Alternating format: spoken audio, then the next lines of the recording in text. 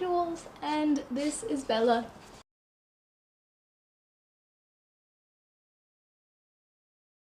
Welcome to Vegan Quirks, where we talk about veganism and minimalism and environmentalism and animal welfare, being an expat in China. Is that right, Winnie?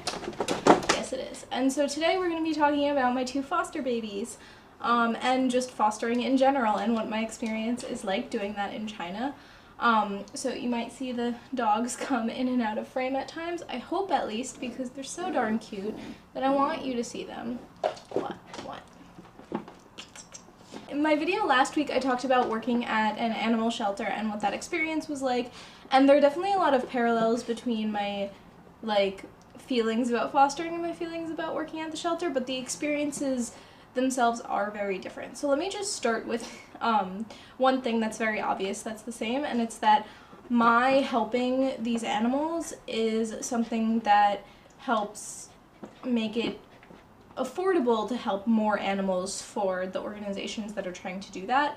So like if I wasn't boarding these animals and I wasn't feeding them, they either would need another foster, or if they couldn't find another foster, they would end up in like a clinic staying there, which is obviously less fun. They don't get as much time out and about and running around, and they don't get as much love, unfortunately, because that's just, you know, like the clinic is not a home. Also, it's very, very costly. The other thing is that for little ones like Winnie, why are you growling? For little ones like Winnie, it's not really safe to stay in a shelter or a clinic, just because she's 6 weeks old now, and she was 3 weeks when I started fostering her, and that means that when I got her, she was not vaccinated at all. She's just started her vaccines now, and it's not just a matter of not being vaccinated, it's also a matter of being so young that you're very susceptible to diseases.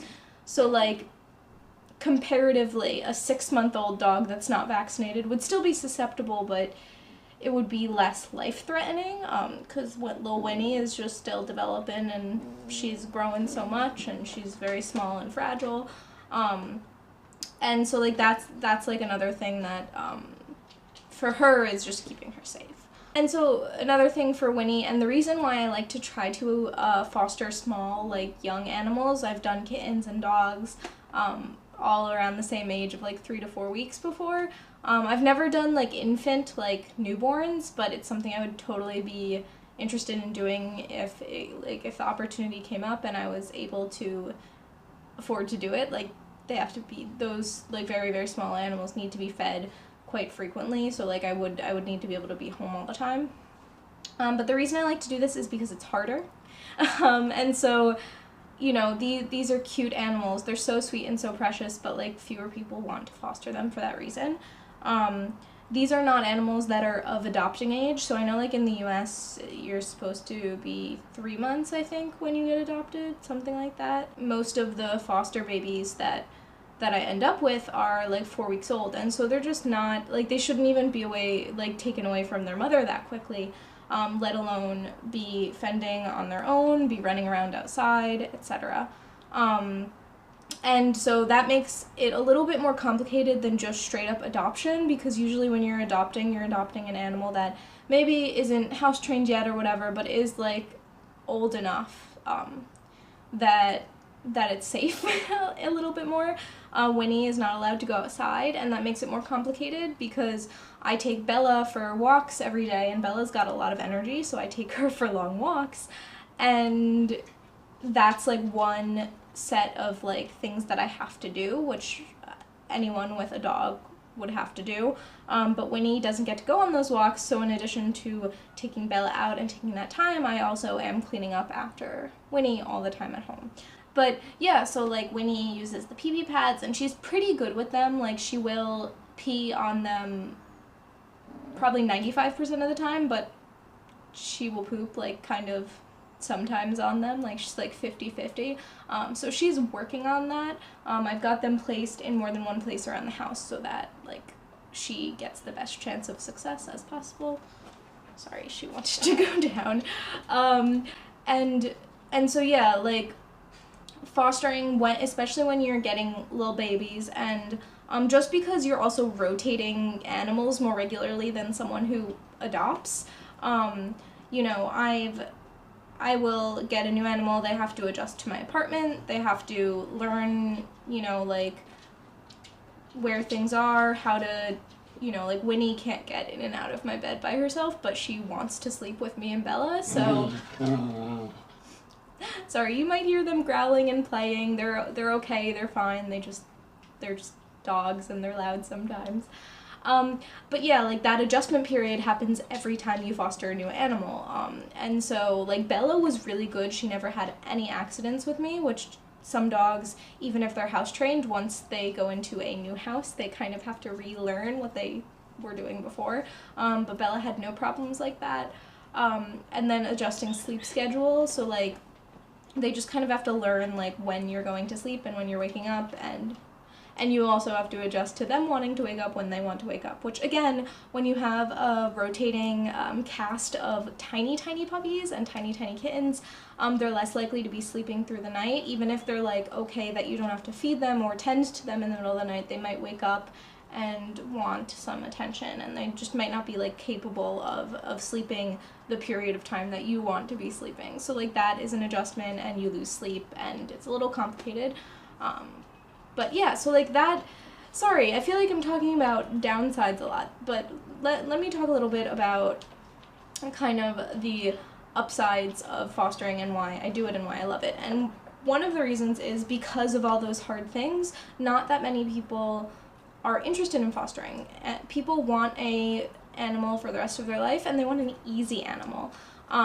With the tiny babies, like, it's just harder, it's just more work, and so some people, like, want an animal that's, like, maybe 6 to 8 months old that already knows quite a few things. What's wrong? What's wrong, Bella? It's, like, a little bit bittersweet to say goodbye to an animal, but knowing that they have a forever home and that they have somewhere that loves them at the end of the day is worth the experience of fostering, even though that's kind of tough. But also, it gives the animals a good halfway house. So, like I said, like, animals, monetarily, it costs money to board them at a clinic, but it's also just not nice for them. They don't get to run around and play as much, whereas in my apartment's not huge, but it's big enough that they have space to run around and play, and they get to play together. So, like, when I have more than one animal, they get to, like, be friends, and that's kind of cool, and make growling noises at each other, as I'm guessing you can probably hear.